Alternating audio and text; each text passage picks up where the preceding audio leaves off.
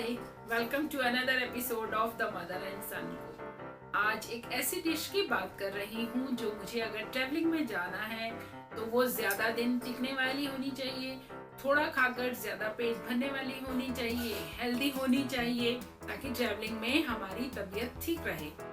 अगर गेस्ट घर में आ रहे हैं, उनके सामने कोई डिश पेश करनी है तो वो खाने में, दिखने में, दोनों में हेल्दी होनी चाहिए।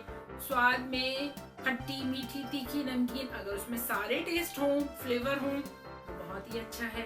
अगर मुझे घर में अपने और फैमिली के लिए कोई डिश स्टोर करके रखनी है तो वो ऐसी होनी चाहिए कि उसको मैं ठंडी, गरम किसी भी ड्रिंक के साथ खा सकूं और सुबह शाम कभी भी खा सकूं। तो चलिए ठीक है, मैंने सोची है एक ऐसी ही डिश, यानी ऐसा ही एक स्नैक जिसको मैं आपके साथ बनाना शेयर करती हूँ और दिखाती हूँ कि मैंने उसके लिए किस सामान को तैयार किया है। इसमें मैं यूज कर रही हूँ rice puffs, cornflakes, pistachio, raisin, मखाने, मूंगफली और मस्क मेलन सीड्स। इसके साथ उड़द की दाल और पॉपअप बॉल्स जो फूलकर बड़ी हो जाती हैं। मसालों में यूज करूंगी मैं मस्टर्ड सीड्स, लाल मिर्च, कसूरी मेथी, गरम मसाला, अजवाइन, जीरा, हल्दी और उसके साथ कुछ चाट मसाला, काला नमक, काले मिर्च, सफेद नमक और थोड़ा सा पिसी हुई चीनी का पाउडर और ऑयल। सारी तैयारी कंप्लीट है स्नैक को बनाने की। अब इसको बनाना शुरू करते हैं। मुझे पिस्ताचियो और मखाने को पीसेस में काटना होगा। मखाने को तो हाथ से ही तोड़ सकते हैं, हाथ से तोड़कर 2 पीसेस बना सकते हैं क्योंकि ये अभी सॉफ्ट है। फ्राई होने के बाद ये क्रिस्पी हो जाएंगे और ऑयल हमारे हाथ में आ जाएगा, इसलिए इनको मैं हाथ से ही 2-2 पीसेस में तोड़ रही हूँ।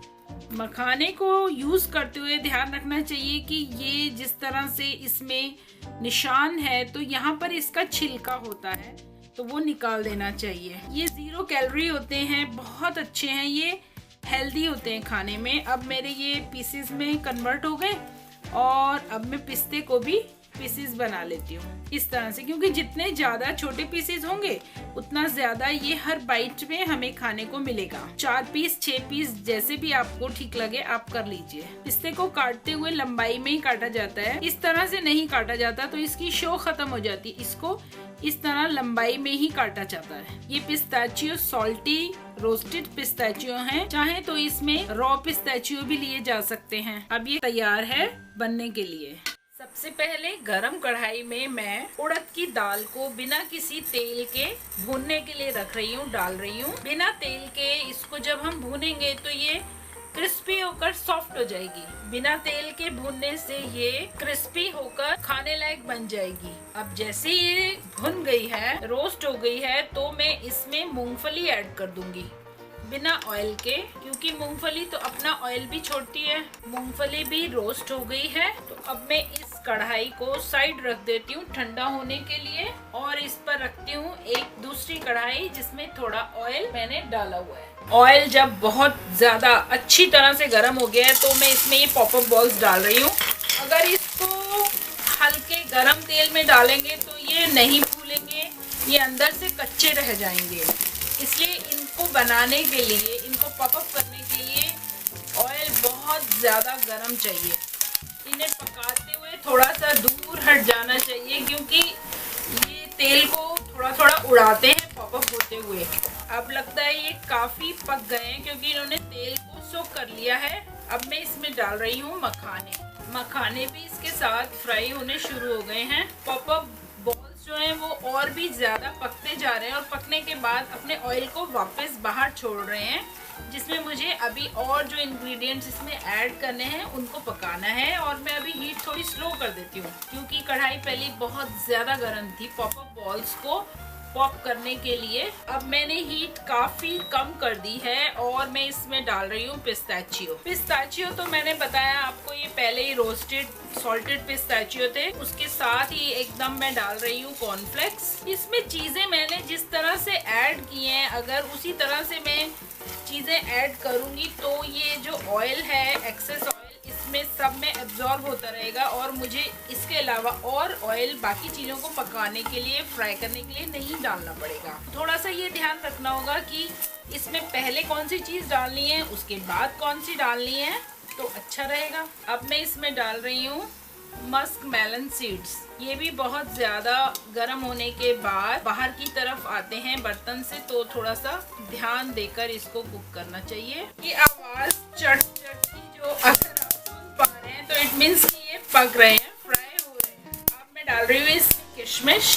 किशमिश को तो फ्राई करने की ज़रूरत नहीं है, तो मैंने पहले इसलिए डाली कि ज़रा वो सॉफ्ट हो जाएगी। और अब इसमें जाएंगे राइस पफ्स। थोड़े डालकर देखते हैं, ज़रूरत होगी तो और ऐड कर लेंगे।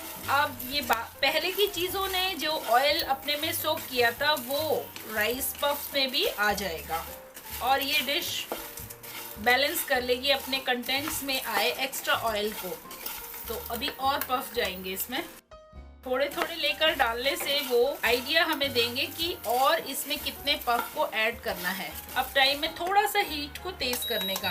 अभी इसमें और पफ जा सकते हैं। मूंगफली और उड़द दाल जो हमने फ्राई की थी, अलग से रोस्ट की थी, उसको भी मैं इसमें ऐड कर रही हूँ। सब चीज़ों को हमें थोड़ी देर भूनना पड़ेगा क्योंकि जो ऑयल बाकी चीज़ों में गया हुआ है वो अभी तक पफ्स में पूरा नहीं आया है। पफ जो है वो अभी कच्चे हैं, अच्छा टेस्ट नहीं करेंगे, क्रिस्पी नहीं होंगे। इसके लिए मुझे इनको थोड़ी देर अभी चलाते रहना पड़ेगा। चलाते रहना इसलिए कि ये सारी की सारी चीज़ें सब जगह से एक साथ अच्छे से रोस्ट और फ्राई हो जाए और इनका जो ऑयल है वो आपस में एक दूसरे में आ जाए। ये सारी चीज़ें अच्छी तरह से रोस्ट हो गई हैं, ऑयल सब में बराबर इक्वली जो है स्प्रेड हो गया है। अब मैं इसमें सबसे पहले डाल रही हूँ मस्टर्ड सीड्स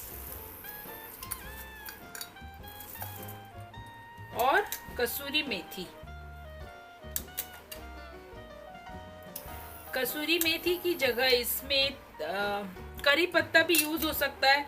अगर करी पत्ता यूज कर रहे हो तो उसको पहले ही फ्राई कर लें जब इसमें ऑयल ज़्यादा था। कसूरी मेथी से इसमें थोड़ा ग्रीन कलर भी आ जाएगा क्योंकि मैंने जितनी चीज़ें यूज़ की हैं वो कलरफुल है, लेकिन ग्रीन कलर उसमें किसी में भी नहीं था।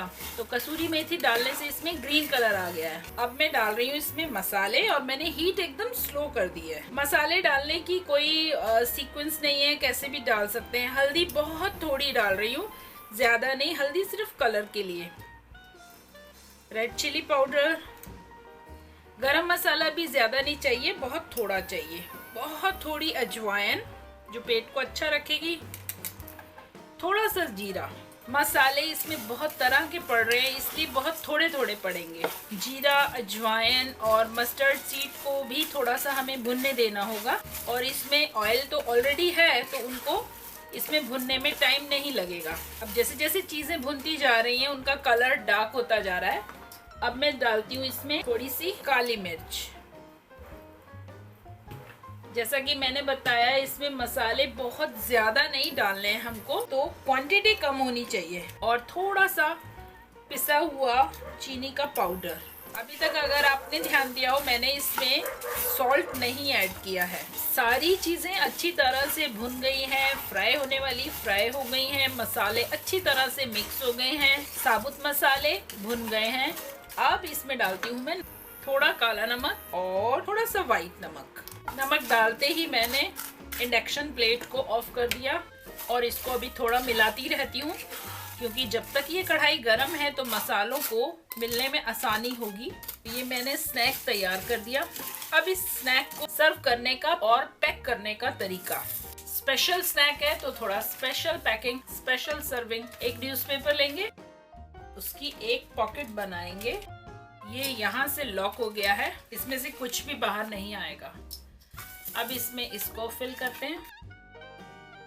ये सारा स्नैक इसमें आ गया। अब इसको थोड़ा सेट करते हैं, बैठा लेते हैं। नीचे ये लॉक कर दिया है, बिल्कुल भी नहीं निकल रहा है। और अब इसको हमें लॉक करना है, तो लॉक करने के लिए इस रोल में इसको हम फंसा देंगे।